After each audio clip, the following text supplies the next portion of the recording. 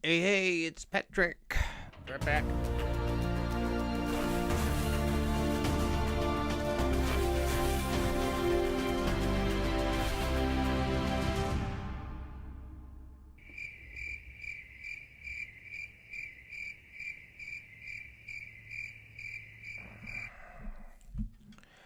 Hey, it's Patrick. PM Insights. www.pminsights.com. All right. I thought for the anniversary, it's been a year last week of the Trump inauguration, the largest inauguration in history ever. Not. It was like, look at, it was the smallest inauguration probably ever. But look at this. Compared to Obama's, he's such a liar. He's such a fucking liar. Okay. Um. So it's been a year for the inauguration, and it was such a big deal. He lied so much about the size of it and everything. Like I said, here's just look at this. You know, Obama, Trump, Obama, Trump. You know, Obama's had the largest, not just inauguration. Obama in 2009, it was the largest event ever held in the city of in Washington D.C. And yeah, I understand because it was the first black president. It was a change. It was historic. It was big, but and it was he had a really big second inauguration too. But he for that inauguration they have to raise their money for that to pay for it. He had Beyonce, he had Springsteen, he had all kinds of top name big time performers. Trump had for his performers Jackie Avancho. She was second. Didn't win, but she was second. He couldn't even get the winner of American Idol to sing the national anthem. And it's not about the politics. You're a 16-year-old girl. What do you know about politics? And you know what? Remember her. This is the girl whose brother is transgender. So I wonder how that's working with you now, little Jackie Avancho. Okay. I bet you the president has called you back. He's trying to make sure your brother, as a transgender, will live a miserable life. So, thank you, Jackie.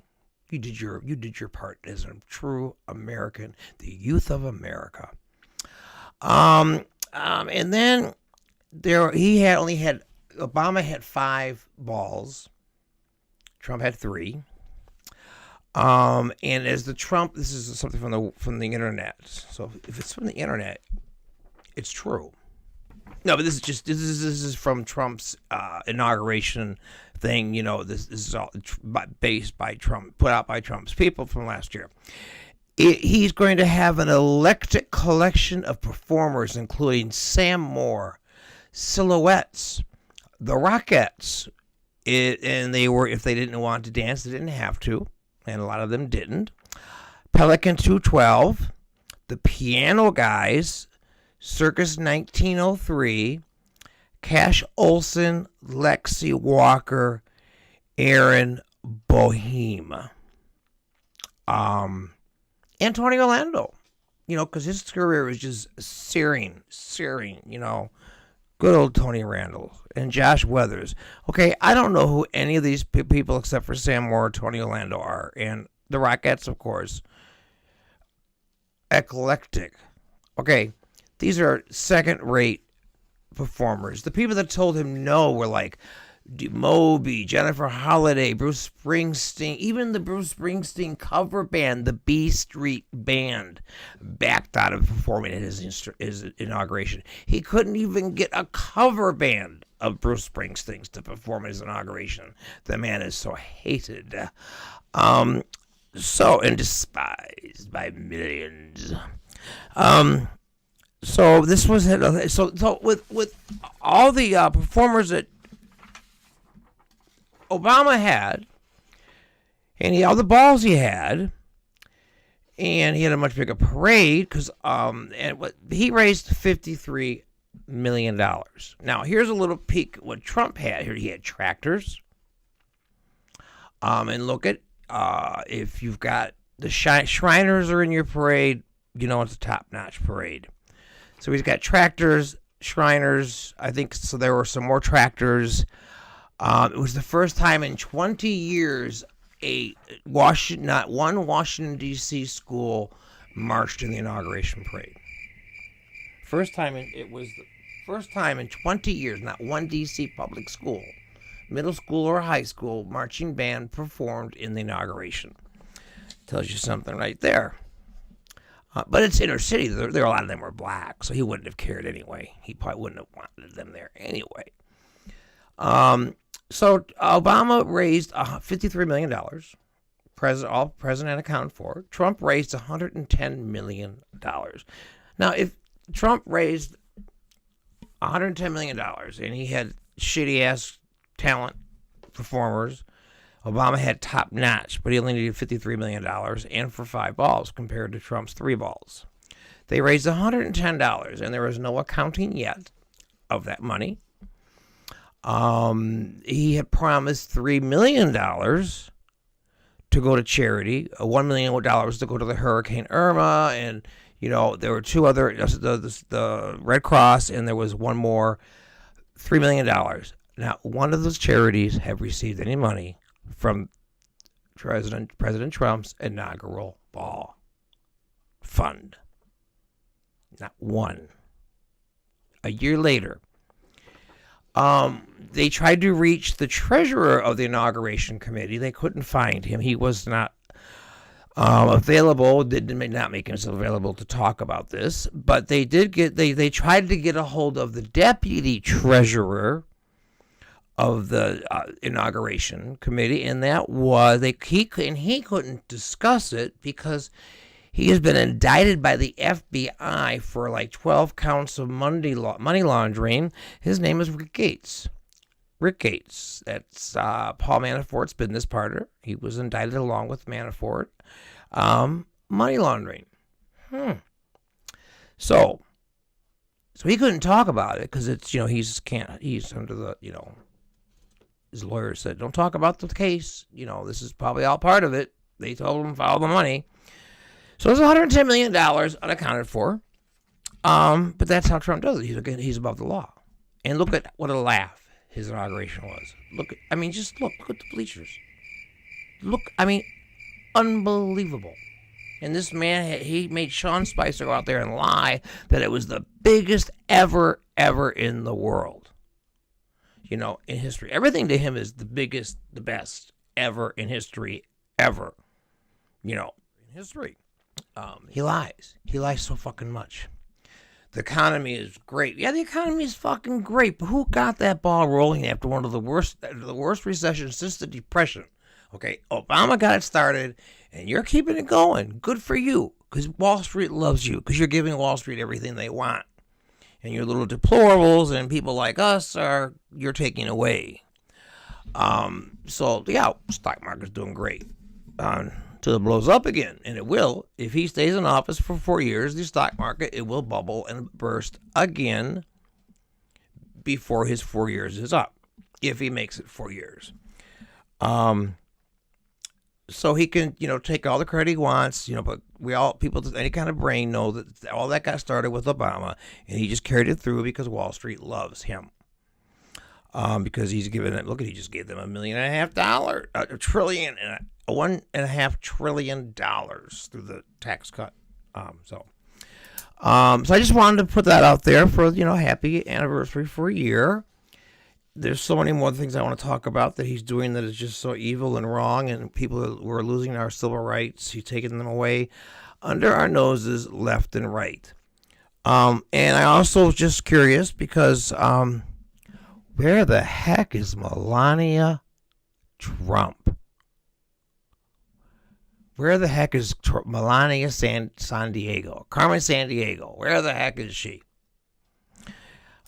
Ever since, remember the time, I think I've got a picture. Remember the time when the women came out with the allegations and it was the sex tape, the Access Hollywood tape That very weekend, Trump, Melania, Reince Priebus, who cares? He's a nobody now.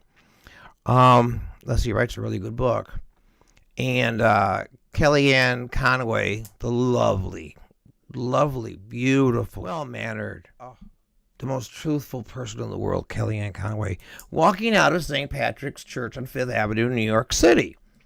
Now, Melania is Catholic, I'm sure, and Trump, we don't know. The evangelicals love him, but he doesn't go to church. He doesn't even know what faith he is. He doesn't belong to a church. He never has belonged to a church. But the evangelicals love him. He can grab a woman's pussy, and the fucking idiot Jerry Falwell's son was on. Well, he's been forgiven. Jesus is forgot. I hate the idea I'm watching CNN talking about the news, political news, and someone's mentioning Jesus.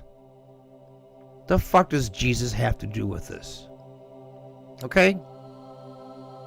This is not a Jesus country. This is not a Muslim country. This is not a Catholic country. This is not a atheist country. This is a country welcoming everyone. Those are religious freedoms. They've got the religious freedoms all fucked up, and that's what my next video is going to be about. But after that, I swear they were walking out of St. Patrick's, Fifth Avenue, New York, after this the Billy Bush thing. I bet you anything that they went to talk to the priest about an annulment. I'll bet you anything. Just a regular divorce, you go to a lawyer, but if she wants an annulment, you got to go through the church, especially when you're Catholic. That's old Catholic. You just go to law, but they were. What were they doing there? They were there because I'm sure they were confession. For who? Trump? Please, he wouldn't confess. He lies to God. I'm sure too. But God knows better. God knows that he's lying. And now she disappeared ever since the Stormy Daniels came out, the porn star that Trump paid off $130,000. Now, why did you pay her $130,000? This is from the Wall Street Journal. In the Wall Street Journal, now he better not. He called them fake news. It's a fake story. But the Wall Street Journal is the only major newspaper left that favors him, that will try to cover for him, and is very conservative, very pro-Trump. So be careful calling them the fake news, because that's your last print. If they use, this fake news bullshit's got to quit. Everything is fake news. Like he was leaving Switzerland, and they ask him about now the affair with Stormy Daniels, and did he ask Mueller to resign? He wanted Mueller to resign. He wanted him to resign in June, and they ask, "Oh no, that's just fake news." Fake news. Everything is fake news, whether it's true, whatever he don't want to hear, whatever he doesn't like, it's fake news. It's the worst thing you can do for this country.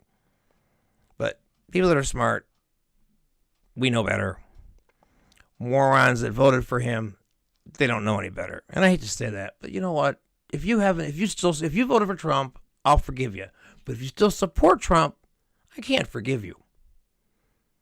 The man's a racist. He's a bigot. He's anti-gay. He's anti-transgender. He's anti-civil rights. And he's trying to make this a religious, evangelical country. That's my next video. Can't get into that right now, but that's okay. But where the heck is Melania San Diego? She stayed in a hotel all week. She stayed in a hotel in D.C. She didn't even stay in the White House. When he was there and then he was gone, she stayed in a hotel. And she went to Florida for a while too, but she's been staying in a hotel. So a little friction there, and I think she's just tired of it. I would love to see her divorce him while he's still in office. Puh. Poor thing. If she was anybody else's first lady, she'd be such a nice first lady. She's pretty, she's quiet, she's intelligent. I mean, to a point, because she was dumb enough to marry him, but she better have really good prenups. I don't know. But she does. She speaks 5 languages. I mean, and she's a beautiful woman. It's a shame she's married to him because she's a classy first lady. But she's not classy because she's married to this idiot. So, enough on that. But so happy first year in office. And I'm going to get into more of the things that he's done under terrible things that he's done behind our backs with all this commotion going on that he stirs so much of it to distract us from his game is distraction on everything. Distract us from all these things that he's doing. So watch out for your civil rights. If you think you're protected somehow because of something you were told a year ago, chances are you're not anymore. Motherfucker. Okay. Now, I'm going to save this. I got to save this pent-up anger for that video. This was my happy inauguration year anniversary tribute to Donald Trump. You notice I never say President Trump. I just said it there. If you read any of my stuff, if you listen to me, I never give him that. He doesn't deserve that. I know he's our president. I respect the office of the president. But this man is he's making a laughingstock out of the presidency. He's making it a laughingstock out of this country. And anyone that doesn't see that is just as stupid and as wacky and probably needs to have their head examined also.